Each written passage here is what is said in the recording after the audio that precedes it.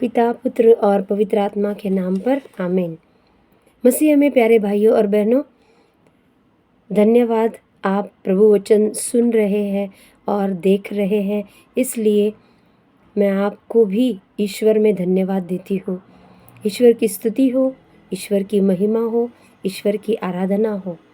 जब कभी हम वचन सुनने या वचन जो प्रचार होता है, जिसे बोला जाता है, जब उसे सुनने बैठते हैं तो हम ध्यान मन लगाकर वहाँ बैठते हैं।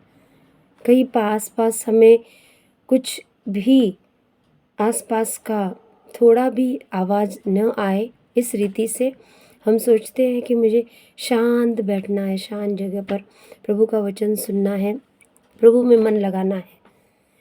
यदि हम वचन पढ़ने भी बैठते हैं तो यही सोचकर कि एकांत में बैठेंगे तो सब कुछ अच्छे से समझ आएगा, प्रभु वचन हृदय में जाएगा। लेकिन प्रभु वचन हृदय में और जीवन में लेने के लिए सबसे पहले हमें अपने ईश्वर के सामने अपना जीवन और अपना हृदय खुला रखना है। Hallelujah, hallelujah, hallelujah. धन्यवाद यीशु, धन्यवाद पिता परमेश्वर, धन्यवाद पवित्र आत्मा। पवित्र माँ मरियम, सारे संत और प्रेरित गण हमारे साथ हैं, ये हम विश्वास करते हैं। कैथोलिक कलीसिया में होते हुए कैथोलिक कलीसिया की सीख हमें बताती है कि सारे संतों की और सारे ईश्वर के भक्तों की हमें मध्यस्थता मांगनी चाहिए।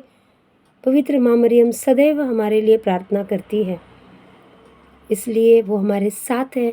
ये विश्वास के साथ हम जीते हैं। माँ की वो सुरक्षा, माँ का आभास होना और माँ के आंचल में हम सुरक्षित हैं, ये हमें महसूस करना ज़रूरी है। Hallelujah, thank you Jesus. Yeshu की स्तुति हो, यीशु को धन्यवाद।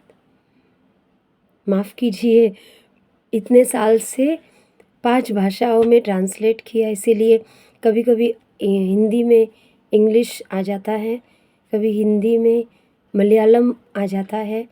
तो अभी मैं यीशुवे स्तुति, यीशुवे नन्नी, यीशुवे स्तोत्रम बोलने वाली थी, इसीलिए मैं बीच में अटक गई। ऐसे नहीं है, वर्ड ऑफ गॉड या प्रभु वचन बोलने के लिए मैं नहीं अटकती, उसमें कुछ दिक्कत नहीं आती। सिर्फ ये भाषाएं जो मैं बोलती आई हूँ, कोंकणी, मराठी, वो दोनों इसमें इतना नहीं आते, मिक्स नहीं होते। पर जितनी ज़्यादा जो जिसमें उपयोग हुआ है जिन भाषाओं का, ये हिंदी, मलयालम, इंग्लिश, सुन के उन भाषाओं में बाइबल पढ़ के, वचन लिख के इतने साल, और कानों में वो अभी भी मेरे गूंजते हैं प्यारे भाइयों और बहनों। तो मैं उस अनुभव को मिटा नहीं सकती। यदि मैं सोऊं तो भी मुझे वचन याद आते रहते हैं।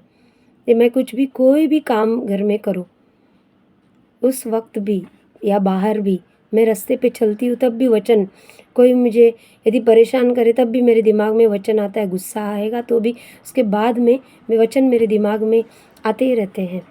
ऑल ग्लोरी टू गॉड, धन्यवाद ईश्वर को, धन्यवाद, ईश्वर की महिमा हो। हालेलुया। अच्छा ही है, ईश्वर के वचन पर आधारित यह जीवन जीना बहुत सुंदर कभी कभी होता है। ऐसे नहीं है कि हम सोने का बिस्तर या सोने के ही रास्ते बने हैं जो ईश्वर ने दिया, उस पर चलते हैं। मैं आपको एक उदाहरण देना चाहती हूँ। कई लोगों की शिकायत रहती है, मेरे जीवन में ही क्यों इतनी दुख तकलीफ़ें।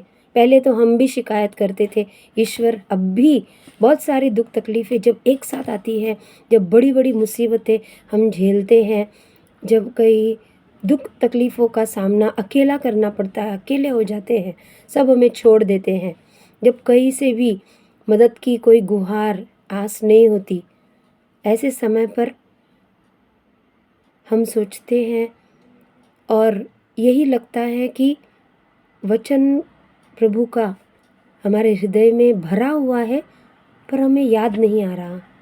कहीं हम कुछ भूल रहे, कहीं कुछ छूट रहा है, और हम फिर ईश्वर को कोसने लगते हैं, बोलने लगते हैं, मैं ही क्यों, ये सहन, ये सफरिंग, ये सारी दुख पीड़ाएं मैं ही क्यों झेलूँ, मुझे ही क्यों प्रभु। बाकी सब तो आनंद ले रहे हैं, बाकी सबको तो आराम से सब कुछ मिल रहा है, हम ही कठिन रास्तों से चलते हैं। प्यारे भाइयों और बहनों, कई साल पहले प्रभु ने मुझे एक उदाहरण दिया था जो बहुत कम लोग इसके बारे में कहते हैं। मैंने खुद इसे लिखा हुआ था, वचन में बताया था जब हिंदी प्रार्थना सभा में रिट्रीट में प्रचार करते थे। एक एग्जाम्पल, एक उदाहरण है।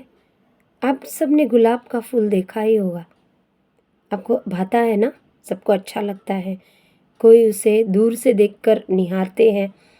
बहुरंगी गुलाब आजकल आने लगे हैं, पीले कलर रंग का या लाल रंग का, गुलाबी रंग का है, ऐसे अलग अलग रंग हमें भाते हैं, आज आ भी रहे हैं, मिल भी रहे हैं। वो कैसे इतना सुंदर दिखता है, वो क्यों इतना सुंदर है, उसके पीछे एक कारण है ना। आप तो भली भांति जानते ही होंगे, लेकिन फिर भी मैं उसको विस्तृत रूप से स्पष्ट शब्दों में थोड़ा समझा देती हूँ कि वो क्या है।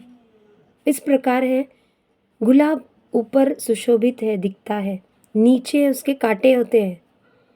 कई बार जब हम वो गुलाब खरीदते हैं, उस वक्त वो जब भी एक बंच, एक बंडल पूरा लेते हैं हम, जितना गुच्छा, तो फूल वाले खुद कहते हैं, दीदी आंटी संभल के, कांटा लगेगा, तब वो उसे हमें बांध के देते हैं। यही बात है प्रिय भाइयों और बहनों, गुलाब का फूल जैसे ऊपर से सुंदर है, नीचे उसके कांटे हैं, तो वो है उस कांटों के वजह से ही उसकी सुंदरता बढ़ती है। हालेलुया। ये है ईश्वर की प्रज्ञा, ईश्वर का ज्ञान। कांटों के वजह से गुलाब सुशोभित और सुंदर दिखता है। यदि हमारे जीवन में दुख तकलीफ ना हो, कांटे ना हो, यदि रोना धोना या तकलीफ ना हो, कुछ भी पीड़ा ना हो, बीमारियाँ और भी कोई संघर्ष जो यदि ना हो, तो हम भी ऐसे ही बिखरे पड़े रहे, हम भी सुशोभित या सुंदर नहीं दिखेंगे। हमारी सुंदरता निखर कर आती है जब हम भी वैसे ही अंगारों पर चलते हैं, दुख तकलीफ को झेलते हैं, उससे हमारी चेहरे पर ईश्वर की कृपा झलकती है, वही हमारी सुंदरता है। ईश्वर के आशीषों से हम भरपूर हो जाते हैं। प्रभु का पवित्र आत्मा उस वक्त हमें अभिषेक देते रहता है, उसकी कृपा, उसके अनुग्रह से भरते रहता है, हमें पता नहीं चलता। किंतु वह अभिषेक पाने के लिए उस वक्त हमें शांत आकर, दिन हो या रात, किसी भी समय आप चुने, प्रभु के सामने बस आकर बैठे, एक चित्र प्रभु का, क्रूस हो, क्रूस आपके दुख तकलीफ़ों में क्रूस ही ज़्यादा काम आएगा। यीशु के जीवन में क्या सब कुछ अच्छा अच्छा ही था, उसने सबको अच्छा कर दिया, सबके लिए अच्छा किया। जो पीड़ित आए, जो बीमार आए, जो लंगड़े आए, अंधे आए, गूंगे, बहरे, मृत लोग उनके पास लाए गए, उनको जीवन दान दिया, जीवित किया। जो लोगों का विश्वास नहीं होता था उन पर, जिनका कि कैसे एक इंसान जिंदा हो सकता है, कैसे एक व्यक्ति जीवित हो सकता है। लाजरस, जो हम संत योहन के सुसमाचार में 11वें अध्याय में जिसके बारे में उल्लेख किया गया हम पढ़ते हैं, वह लाजरस पुनः जीवन पाया, जीवित किया गया 4 दिन कब्र में रहने के बाद। थोड़ा थोड़ा तो सड़ने ही लगता है 4 दिन में, ऐसे कुछ लोग मानते हैं, मुझे नहीं पता। 4 दिन में शायद इतना कुछ गलता नहीं होगा शरीर, नहीं लगता, क्योंकि ज़मीन के नीचे जब 6 गज या 6 फुट ज़मीन के नीचे है, 4 दिन में शायद नहीं गलेगा उस कब्र में, या सड़ेगा नहीं, या कीड़े इतने नहीं खाने आते, क्योंकि मट्टी है, मट्टी में ठंडक भी रहती है। ये तो साइंस है, विज्ञान बताता है। और इस हिसाब से मुझे नहीं लगता कि उसका शरीर गलने शुरू हुआ या बदबू आ रही थी या दुर्गंध आ रही थी। केवल 4 ही दिन हुए और यीशु को चमत्कार करने के लिए एक क्षण काफ़ी है। वो 4 दिन यीशु को ऐसा लगा नहीं कि बहुत बड़ी बात है, लेकिन यीशु ने आते ही कहा, मार्था और मरियम 2 बहनें जो लाजरस की रो रही थी फूट फूट कर कि पहले क्यों नहीं आए, यदि तुम यहाँ होते, आप यहाँ होते तो ऐसा नहीं होता प्रभु। इस रीति से वो संबोधित करती गई। यीशु ने कहा, ये सब ईश्वर की महिमा के लिए है, तुम सिर्फ विश्वास करो। हालेलुया, विश्वास करो। और उस कब्र को यीशु ने आदेश दिया, हट जा। वो पत्थर लुढ़क गया और लाजरस वहाँ से बाहर आ जाता है। सब उसे देखते हैं, अचंभित हो जाते हैं। आपके और मेरे सामने ऐसा चमत्कार हुआ तो हम भी वैसे ही अचंभित हो जाएंगे, विस्मित हो जाएंगे। लेकिन अब यीशु उस रीति से कार्य नहीं करते। फिर भी हर दिन हम जो जूझ रहे हैं, संघर्ष करते हैं, कई बार हम मृत स्थिति में होते हैं, कई सारी बातें मन में भरी रहती है, दुख तकलीफ, फिर भी हम किसी से कह नहीं पाते। वो भी एक मृत स्थिति है प्यारे भाइयों और बहनों। उससे हमें उभरना है, उससे हमें ऊपर आना है, उससे हमें निकलना है। कई बुरी आदतें जो हमें जकड़ लेती हैं, छोड़ती नहीं, हम उससे बाहर छुटकारा पाना चाहते, बहुत इच्छा होती है, फिर भी निकल नहीं पाते। ऐसी कई अवस्था में कई सारे लोग फंसे होते हैं, उनको भी बाहर आना होता है। और ऐसे पलों में ऐसे कई वर्ष निकल जाते हैं। ये भी एक झुंझ है, ये भी एक तकलीफ ही है, ये भी एक दुख पीड़ा है। तो प्रभु वचन क्या कहता है? पहला उदाहरण मैंने आपको दिया सुंदर गुलाब का। आप ही है वो, मैं ही हूँ वो। क्यों ना हम उससे अपनी तुलना करें। हालेलुया, हम भी सुशोभित दिखेंगे। ईश्वर ने ही बनाया है, ईश्वर ही हमें उस स्थिति में संभाले रखेगा। हालेलुया। एक और वचन है, मुझे याद आ रहा है, स्तोत्र ग्रंथ 56 अध्याय में, हिंदी बाइबल में 9 वचन है, इंग्लिश में 56:8 है। इसमें 9 में लिखा हुआ है, ईश्वर तूने मेरे हर एक दुख पीड़ा को गिना है, तूने मेरे हर आंसुओं को इकट्ठा किया है और एक बोतल में भर कर रखा है, कुप्पी में भर कर रखा है। आज तक आप ही बताइए, आप भी बहुत रोए होंगे, मैं भी रोई हूँ। किसी ने आज तक जो आपसे बहुत प्यार करते हैं, आपके पति ही मान लो, आपके माँ बाप ही मान लो, आपके भाई ही मान लो, कोई भी हो, जो भी आपसे बहुत प्यार करने वाले, आपके बच्चे जो आपके हृदय के टुकड़े हैं, बहुत करीब होते हैं, बॉयफ्रेंड गर्लफ्रेंड जो भी हो, या दोस्त होते हैं हमारे बहुत अच्छे, अब जब भी रोए, जब किसी ने बोतल, तुरंत पानी पीने के लिए कोई बोतल ला के देंगे पानी की, किंतु आज तक क्या किसी ने आंसू इकट्ठा किए हैं, आपके गिने हैं? क्या आपकी तकलीफ़ों को आपने खुद गिना है? कितनी तकलीफ़, क्या कितने दुख तकलीफ़ गुजर से आप गुजरे हैं, कितनी पीड़ाएं आपके जीवन में आई है, कितने दर्द आपको हुए हैं? नहीं, हम नहीं रखते उसका लेखा, हम किताब लेकर उसका हिसाब नहीं करते, सिर्फ पैसों का हिसाब रखना हम जानते हैं। हालेलुया।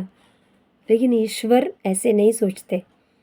वो जो ईश्वर, परमेश्वर, महान ईश्वर, जिसे कहते हैं प्यारे ईश्वर, ईश्वर ने संसार से इतना प्यार किया कि अपने इकलौते पुत्र को इस संसार में हमारे लिए भेजा, जिससे कि हमारा उद्धार हो, हमें मुक्ति मिले। संत यूहन्ना का सुसमाचार 3 अध्याय 16 वचन में लिखा हुआ है, जो भी उसमें विश्वास करेगा उसे मुक्ति प्राप्त होगी। किस किस से मुक्ति प्राप्त होगी? आपके दुखों से, आपकी तकलीफ़ों से, आपकी पीड़ाओं से। आप जो सोचते हैं कि ये मुसीबत मेरे जीवन में क्यों आनी थी, क्यों मेरी ही ज़िंदगी में, क्यों मैं ही क्यों प्रभु, मैं ही क्यों? इस प्रकार हम प्रभु को भी सवाल उठाते हैं। अच्छा है प्रभु को सवाल उठाना। क्या हम माँ बाप को सवाल नहीं करते? क्यों मैं ही क्यों करूँ, क्यों मुझे ही क्यों ऐसा, क्यों मुझे ही इतना कम हिस्सा बांटा है, तो बराबर हिस्सा देना था सब बच्चों को, क्यों मुझे ही क्यों कम, उसे क्यों ज़्यादा। ईश्वर को भी आप सवाल कर सकते हैं, ईश्वर से पूछ सकते हैं, वे चाहते हैं। यही एक मौका है प्यारे भाइयों और बहनों, दुख तकलीफ़ों के मध्य, दुख तकलीफ़ से गुज़रते समय हम ईश्वर से वार्तालाप करने लगते हैं, हम उससे बातचीत करने लगते हैं, और ईश्वर को वो बहुत पसंद है। He likes it. ईश्वर बहुत खुश हो जाते हैं।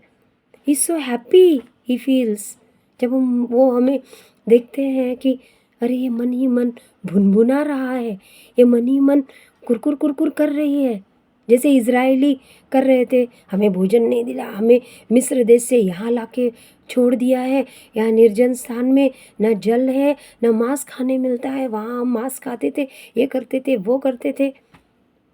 कुरकुरना शुरू हो गया, भुनभुनाना शुरू हो गया।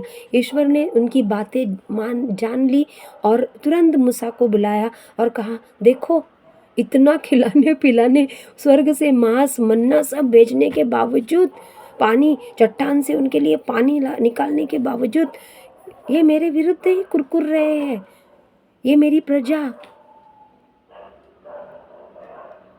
तब भी ईश्वर ने उनको क्षमा कर दिया, तब भी उनको ईश्वर ने माफ़ कर दिया और वे आगे बढ़ते गए। हम ही है वो कुरकुरते रहते हैं। अच्छा है एक हिसाब से कुरकुरना, बोलना, बड़बड़ाना। ईश्वर से हमारा वार्तालाप, संवाद होता है, बातचीत होती है। जो बातें आप किसी से बोल नहीं पाते, ईश्वर को बता सकते हैं। दुख तकलीफ़ें, रोइए, उसका हल आपको मिलेगा, क्योंकि लिखा हुआ है ईश्वर ने संसार को, संसार में कौन है, आप और मैं, संसार में जो 800 करोड़ 750 करोड़ लोग हैं, उन सब के लिए यीशु आए हैं, बिना किसी भेदभाव के, किसी भी धर्म के हो, हिंदू हो, मुसलमान हो, पारसी, जैन, सिख, बौद्ध और कोई भी धर्म के हो, किसी भी भाषा के हो, सबके लिए यीशु आए हैं। जो विश्वास करते हैं उनके लिए भी, जो विश्वास नहीं करते उनके लिए भी। ईश्वर जानते हैं उनको कैसे विश्वास में लाना है। जो उसमें विश्वास नहीं करते उन्हें भी ईश्वर लाते हैं। मैं आपको एक अच्छा उदाहरण दूंगी, आपको एक गवाही दूंगी, एक टेस्टिमनी है मेरे पास अभी की नई, ऐसे कई सारे हैं, लेकिन उसमें से आपको बहुत कुछ सीखने मिलेगा, समझने मिलेगा। तो मैं वो आपको जीता जागता उदाहरण बताऊंगी आगे। प्यारे भाइयों और बहनों, यह एक हुआ, ईश्वर ने हमारे तकलीफ़ों को गिना है, गिन के रखा है, और इन तकलीफ़ों को जीवन की किताब में लिखा है। He has noted everything down। जैसे ही आपके नाम का, आपका नाम, मेरा नाम फ्लोरा, आपका नाम सुजाता हो, आपका नाम अरविंद हो, आपका नाम जॉन हो, आपका नाम सो एंड सो, जो भी, आप सब प्यारे हैं, हम सब ईश्वर की नज़र में प्यारे हैं। ईश्वर ने संसार से इतना प्यार किया, अपने एक पुत्र को त्यागा हम सबको पाने के लिए, इस दुख तकलीफ़ के गर्त या गड्ढे से, उस खाई से ऊपर उठाने के लिए। है ना सुंदर बात। हम पर भी ईश्वर की कृपा बनी रहती है। दुख तकलीफ़ में ईश्वर हमारा हाथ नहीं छोड़ते। ये गलतफहमी है भाई और बहनों, कई बार हम ईश्वर को गलत समझते हैं। ईश्वर हमें नहीं छोड़ते। ये वचन ही आप बार बार पढ़िए और समझने की बुद्धि, ये इसे खोलना है। इसे समझने के लिए ईश्वर बता रहे हैं कि आप इसे समझे कैसे। ईश्वर ने हमारे आंसुओं को बोतल में भर रखा है, और आप कितने रोए आप ही सोच लो। एक एक की कितनी बोतल होंगी स्वर्ग में, आप जाएंगे तो आपको पता चलेगा। जो ज़्यादा रोए हैं उनकी ज़्यादा बोतलें भरी हुई है। बड़ी बड़ी भी हो सकती हैं, बड़े बड़े ड्रम भी हो सकते हैं। पहचानिएगा आप अपने नाम का ड्रम। तो अभी आपको रोना है तो खुशी से आप रोइए, आंसू बहाइए। क्यों? क्योंकि आज तक आपके आंसू पोंछने वाले आपको मिले, लेकिन आंसू इकट्ठा करने वाला कोई नहीं, केवल ईश्वर ही है। हालेलुया। है ना सुंदर बात, अति सुंदर, अति सुंदर। हालेलुया। गुलाब की तरह खिलना है और खिलेंगे। हम खिलते हैं इसी वजह से, किसी को पता नहीं चलता। हमारी दुख तकलीफ, दर्द पीड़ा से हम और सुशोभित, सुंदर दिखने लगते हैं। दुख तकलीफ ना हो तो वो बैलेंस नहीं होगा, समझ में नहीं आएगा। जीवन में, जीवन की कगार, जीवन की डोर, जीवन के रास्ते टेढ़े मेढ़े, कहाँ जा रहे हैं, क्या हो रहा है, नहीं पता चलेगा। वो भी एक जीवन का हिस्सा ही है। हालेलुया। धन्यवाद यीशु, धन्यवाद पिता परमेश्वर, धन्यवाद पवित्र आत्मा। प्रभु की स्तुति हो, प्रभु को धन्यवाद। दुख तकलीफ के लिए बीच बीच में ईश्वर की स्तुति करते रहना चाहिए। हे ईश्वर, मेरी इस दुख पीड़ा के लिए, मेरे इस बीमारी के लिए, मुझे जो महसूस हो रहा है, जो मैं किसी को बता नहीं पाती, किसी को बता नहीं सकता, इन सारी चीज़ों को हम आपको समर्पित करते हैं, आपकी स्तुति करते, स्तुति करते, स्तुति करते। स्तुति करने से क्या होगा? आपके मन का वो दर्द हल्का होगा, कम होगा। यीशु मेरे जीवन में आइए, यीशु मेरे जीवन को आप प्रकाशित कीजिए, यीशु मेरे जीवन को अपनी पवित्र आत्मा से भर दीजिए। हे यीशु, मेरे जीवन में अपना प्रकाश डालिए। हे यीशु, मेरे जीवन में आपकी शक्ति से मुझे भर दीजिए कि मैं इस तकलीफ़ को, इस पीड़ा को सह सकूं, उससे आगे बढ़ पाऊं, उससे मुझे कई सारी बातें पता चले। ईश्वर की प्रज्ञा, ईश्वर का ज्ञान मुझे मिले। धैर्य मुझे दीजिए प्रभु। ये प्रार्थना करना बहुत ज़रूरी है, बहुत ज़रूरी है। एक और वचन मैं आपके नज़र में लाती हूँ प्यारे भाइयों और बहनों, और वो है ईश्वर की प्रज्ञा। सुक्ति ग्रंथ में 8 अध्याय में जो वचन मुझे बेहद भाया मन को, वो इस प्रकार है। सुक्ति ग्रंथ, जब हम साम्स या स्तोत्र ग्रंथ पढ़ते हैं, उसी की अगली पुस्तक है सुक्ति ग्रंथ। आप इसे पढ़ सकते हैं लेकर, जब भी आपका मन करे। स्तोत्र ग्रंथ के अगला ही पुराने विधान में। प्रज्ञा पुकार रही है, सद्बुद्धि आवाज दे रही है। वह मार्ग के किनारे की ऊंचाई पर, चौराहे पर खड़ी है। वह नगर के फाटकों पर, वह प्रदेश द्वारों पर ऊंचे स्वर से पुकार रही है।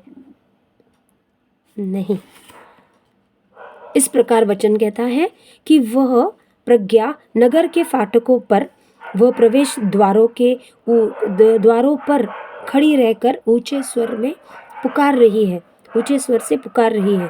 क्या कहती है प्रज्ञा? प्रज्ञा मीन्स विजडम ऑफ गॉड। ईश्वर हमें प्रज्ञा बांटते हैं, ये ईश्वर का वरदान है, दानों में से एक है। 7 दान पवित्र आत्मा के, उसमें से एक है प्रज्ञा। और यह मनुष्य क्या कहती है? चीख चीख कर, पुकार कर प्रज्ञा, ईश्वर की प्रज्ञा। मनुष्य, मैं तुमको संबोधित करती हूँ, मैं समस्त मानव जाति को पुकारती हूँ। तुम जो भोले हो समझदार बनो, तुम जो मूर्ख हो बुद्धिमान बनो। सुनो, मैं महत्वपूर्ण बातें बताऊंगी। मैं जो कहूँगी वह बिल्कुल सही है, क्योंकि मेरा मुख सत्य बोलता है। मुझे कपटपूर्ण बातों से घृणा है। मेरे मुख से जो शब्द निकलते हैं वे सच्चे हैं, उनमें कोई छल कपट या कुटिलता नहीं। ये समझदारों के लिए तर्क संगत है और ज्ञानियों के लिए कल्याणकारी। और क्या चाहिए? प्रज्ञा, ईश्वर की प्रज्ञा। Wise, be wise. बहुत लोग बोलते you are so clever, why you are not doing this, why are not doing that. ऐसे ये क्यों नहीं करते, वो क्यों नहीं करते? आप इतने समझदार हो, आप इतने ज्ञानी हो, अपना ज्ञान क्यों दूसरों से नहीं बांटते? क्यों अपनी प्रज्ञा आप ऐसे ही व्यर्थ जाने देते हो? कई बार मुझे भी कई लोग बोलते थे कि हाँ आप ट्रांसलेशन करते हो। फादर लोग भी, कई फादर लोगों ने मुझे बताया है, जब मैं कन्वेंशन या कहीं और जाती थी, सिस्टर आप भी प्रचार करना शुरू करो। आप क्यों ऐसे कब तक और कैसे, कब तक ट्रांसलेशन करती रहोगी? ये समय का इंतज़ार था मुझे। अब ईश्वर ने ये समय ला दिया मेरे सामने। मैं प्रार्थना करती रही, लोगों ने मुझे प्रोत्साहन दिया, लोगों ने मुझसे कहा कि आप भी करो, ये भी करो। कई पुरोहितों ने भी मुझे बताया कि यू कैन, आप भी कर सकते हो, आप प्रचार है, ईश्वर ने आपको चुना हुआ है प्रचार करने के लिए। कई भाषाएं दी। तो यही मैं अभी कर रही हूँ प्यारे भाइयों और बहनों। और आपकी उस मृत शरीर को या मृत आत्मा को या मृत मन, जो मन मार मुटाव से आप जी रहे हैं, उससे ऊपर उठाने की कोशिश कर रही हूँ, केवल और केवल प्रभु वचन बताकर। Hallelujah, hallelujah. इसी के साथ मैं एक आपकी गवाही जोड़ना चाहती हूँ। वो गवाही है एक भाई बहन की, मेरे जो पहचान में है, और वो पति पत्नी कई सालों से उनके पति बहुत शराब पीते थे। शराब मतलब एडिक्शन, आदत, आदी हो चुके थे। शायद उन्होंने 12वीं में जब कॉलेज में जाने लगे, ऐसे जो कम उम्र से ये उनको आदत लत लग चुकी थी, और उन्होंने शराब पीना शुरू किया, बंद ही नहीं होती। सुबह उठकर वे खुद बताते थे, उन्होंने खुद अपनी गवाही देने के लिए कहा। मैंने कहा मैं ज़रूर आपकी गवाही दूसरों को बताऊंगी, जिससे कि दूसरों को प्रेरणा मिले, जो इसके अधीन आ गए हैं, आदी हो चुके, वे छुटकारा पाए यीशु के नाम से, जैसे आपने पाया। वे भाई बहन, वे पति पत्नी हिंदू धर्म के हैं आज भी, लेकिन यीशु में बहुत विश्वास करते हैं। उनकी पत्नी को भी ज़्यादा विश्वास है। उनकी पत्नी रो रो कर प्रार्थना करती थी, यीशु से बाइबल पढ़ती थी और गिड़गिड़ाती थी, प्रभु कब ये होगा, कब आप। लेकिन ईश्वर का दिन आया, वो उसमें भी सुंदरता ढूंढती थी। जैसे मैंने आपको कहा, गुलाब का फूल जैसे सुशोभित कांटों से होता है, जीवन के इसी कांटों से हम भी सुशोभित होते हैं। उनका भी जीवन धीरे धीरे आगे खिलने लगा। और ऐसे ही वे पवित्र मिस्सा को आते थे हर संडे। उनको ज़्यादा दिलचस्पी होने लगी प्रभु वचन सुनने में, होली मास अटेंड करने में। और यीशु ने यह ऐसा चमत्कार किया, आप विश्वास नहीं करेंगे प्यारे भाइयों और बहनों। उनके परिवार में आज भी उनके जो भाई बहन हैं, उनको तक, उनके रिश्तेदारों को भी विश्वास नहीं हो रहा कि ये आदमी, ये इसने शराब छोड़ी। क्या सच बोल रही है? क्या सच में? हाँ, वापस नहीं पिएगा, वापस उसको है सच में छोड़ दिया। क्योंकि बहुत महंगे महंगे शराब जैसे भी आदी हो चुके, मैंने बोला तो, वे खुद खरीदते थे, कई हज़ारों रुपए महीने में ऐसे ही बेकार व्यर्थ जाते थे। वे खुद, उनको आज उसका एहसास होता है। और इतना बड़ा चमत्कार ईश्वर ने किया, आप समझ ले, कई शायद 20-30 साल लग गए उनको यीशु के पास आकर। पवित्र मिस्सा में जब से ही उन्होंने भाग लेना शुरू किया, प्रार्थना करना शुरू किया, उनकी पत्नी उनके लिए प्रार्थना करती रही, डट के प्रार्थना करती थी। वो आज भी करती है, रोकर प्रार्थना करती है। उनके आंसू ईश्वर ने गिने, सही बात है, उनके आंसू ईश्वर ने कुप्पी में, एक बोतल में भर के रखे। और जब वो बोतल शीशी भर गई, बाहर बहने लगे, तब ईश्वर ने उनको जवाब दिया। और ऐसा जवाब दिया कि विश्वास करने वालों को, यीशु में विश्वास जो करते हैं, उनको मुक्ति मिलेगी, यीशु मुक्ति देंगे। वही हुआ।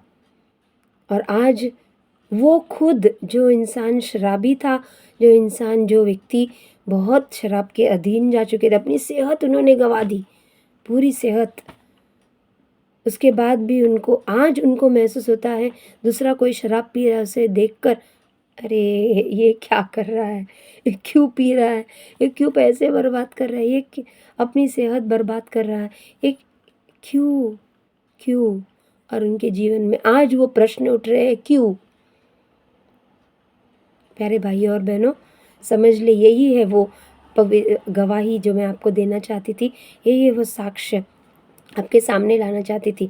लेकिन यीशु के पास आकर उन्होंने अब भी प्रभु को, चमत्कार हुआ, चमत्कार महसूस किया, लेकिन फिर भी चमत्कार के बाद पीछे पलटना नहीं है, यीशु में लगे रहना है।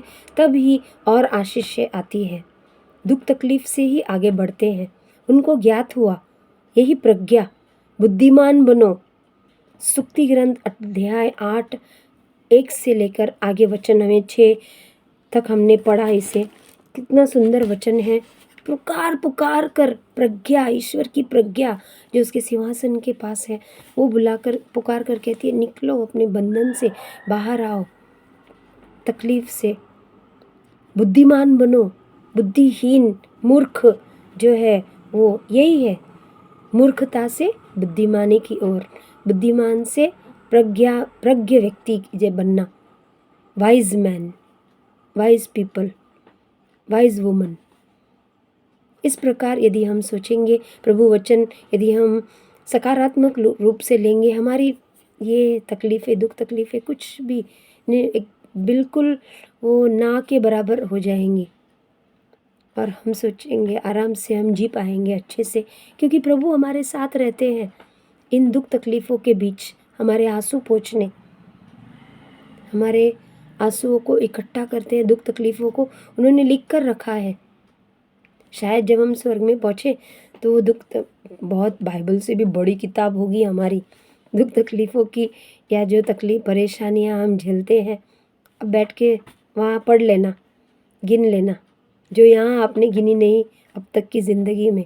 Hallelujah, thank you Jesus, praise you Jesus, all glory to God.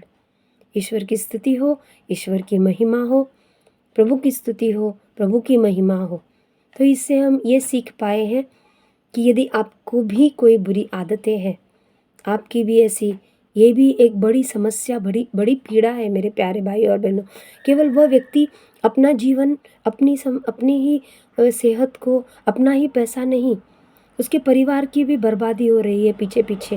उनके बच्चे भी उनसे नाखुश रहते थे, लेकिन अब उनके बच्चे बहुत खुश हैं, उनकी पत्नी भी बहुत खुश है, उनके परिवार जॉइंट बड़े फैमिली साथ में रहते हैं, वे सब खुश हैं, उनको सबको खुशी मिल गई एक व्यक्ति के प्रभु के पास लौटने से, एक व्यक्ति के जीवन परिवर्तन, अंदरूनी परिवर्तन। हालेलुया।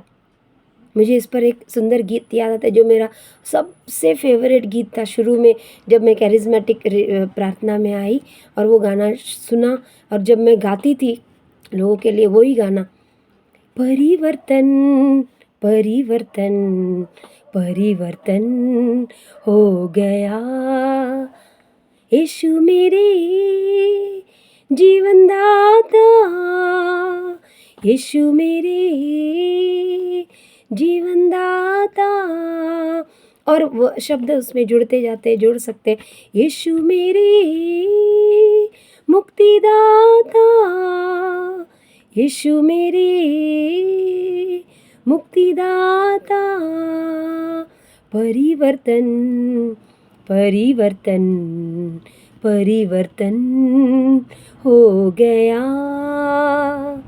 यही परिवर्तन ईश्वर चाहते हैं आपसे और हमसे, और ये परिवर्तन दुख तकलीफ़ों से गुज़रने से आ जाता है, मिलता है। एक अंदरूनी सुख, शांति जो अनुभव करते हैं वो परिवार आज कर रहा है, आप भी कर सकते हैं, आपके परिवार के लोग भी। केवल एक जो ईश्वर के पास लौटता है उससे कईयों को शांति। जक्केउस आया यीशु के पास, जक्केउस 19 लूकस के सुसमाचार में 19 अध्याय में 9-10 में हम पढ़ते हैं, उसे और उसके परिवार को प्रभु ने मुक्ति दे दी, शांति, रक्षा मिल गई। वो बेहद खुश हो गया। जक्केउस के पास क्या नहीं था, सब कुछ था, वो लूट रहा था लोगों को। आप पढ़िए उस अध्याय को, संत लूकस का सुसमाचार 19वां अध्याय 1 से 10। कई बार हम सुन चुके हैं, लेकिन इस प्रकार अनुभव के साथ उसे महसूस करना, किसी की गवाही सुनना, इससे और विश्वास हमारा और आपका भी बढ़ता है। हालेलुया। प्यारे भाइयों और बहनों, आपके घर परिवार में जो है उनको भी मुक्ति की ज़रूरत है, उनको भी मुक्ति की ज़रूरत है। आप उनके लिए रोइए, आप उनके लिए प्रार्थना कीजिए, आपके आंसू व्यर्थ नहीं जाएंगे। प्रभु की स्तुति हो। Hallelujah, hallelujah, hallelujah. प्रभु मन बोल रहे हैं, मुझे अभिषेक वो महसूस हो रहा है, इसीलिए मैं हंसी। एक और उदाहरण, संत अगस्तीन जिसे हम आज जो मानते हैं, is a doctor and the expert scholar of the Catholic church, theologian, great theologian जिसे कहते हैं, धर्मशास्त्री, सब धर्म पंडित, ख्रिस्ती धर्म में, कैथलिक चर्च में, कैथोलिक कलीसिया में। उनकी माँ, वे भी गलत रास्ते पर जा गए, उन्होंने भी गलत जीवन जिया। 30 साल तक उनकी माँ मोनिका, संत मोनिका रोती रही। बिशप के पास आए, बिशप ने उनको सांत्वना दी और उन्हें धर्माध्यक्ष ने उनसे कहा, आप क्यों रो रही है? एक दिन वो भी बदल जाएगा, मन परिवर्तन हो जाएगा। और 30 साल लगे उनको, उनकी उस माँ के आंसुओं की कीमत 30 साल बाद मिली, और ऐसी मिली कि वो एक महान संत बन गया कैथोलिक कलीसिया का। जो पापी था वो, उसको भी दुख तकलीफें बाद में मिली, वो भी ईश्वर के रास्ते आया, मुक्ति मिल गई, बड़ी मुक्ति, महान मुक्ति। तो आपके सहन, आपके संघर्ष, आपकी दुख पीड़ाएं, इससे आपको धैर्य मिलता है, आप और मजबूत हो जाते हैं। आपको अरे ये कुछ नहीं, इससे भी हम गुजर जाएंगे, आगे चलेंगे। आज पैसे नहीं, आज उससे भी कुछ नहीं, आज कम खाना है, कोई बात नहीं, ईश्वर आगे हमें देंगे ज़्यादा। इस प्रीति से आपका आत्मविश्वास, साथ साथ धैर्य बहुत ज़रूरी है, हिम्मत जो ईश्वर से हमें आती है। हालेलुया। ईश्वर देते हैं, पवित्र आत्मा देते हैं। सिर्फ ईश्वर के इन को पुकार कर आप भी प्रार्थना करें और ईश्वर आपको भरपूर आशीष देंगे। आपके जीवन में भी एक परिवर्तन आएगा, उसके लिए मन से आप प्रार्थना करते रहे। ईश्वर आपकी सारी तकलीफ़ों से आपको छुड़ाएंगे। यीशु के नाम पर आपको मुक्ति मिलेगी। जिसलिए यीशु को ईश्वर ने इस संसार में भेजा, अपने पुत्र को नहीं, उससे बढ़कर हमसे प्यार किया, याद रखें ईश्वर ने। तो उस प्यार की कीमत यीशु ने चुका दी हमारे लिए। हमें केवल उसे याद करना है, ईश्वर को धन्यवाद देना है। दुख तकलीफ़ों के बीच फंसे हुए, झगड़े हुए, जैसे भी है, आप बुरी आदतों को समर्पित करके प्रार्थना कीजिए, स्तुति कीजिए। स्तुति के समय बहुत सारे बंधन टूट जाते हैं। Hallelujah, hallelujah. और यही विश्वास के साथ यदि प्रार्थना करेंगे, आप ईश्वर के प्रिय होंगे, आप ईश्वर के बहुत सुंदर, अति सुंदर लोगों में जाने जाएंगे और ईश्वर आपको आशीषित करते रहेंगे। ईश्वर की कृपा आप पर बनी रहेगी, आपके परिवार पर भी।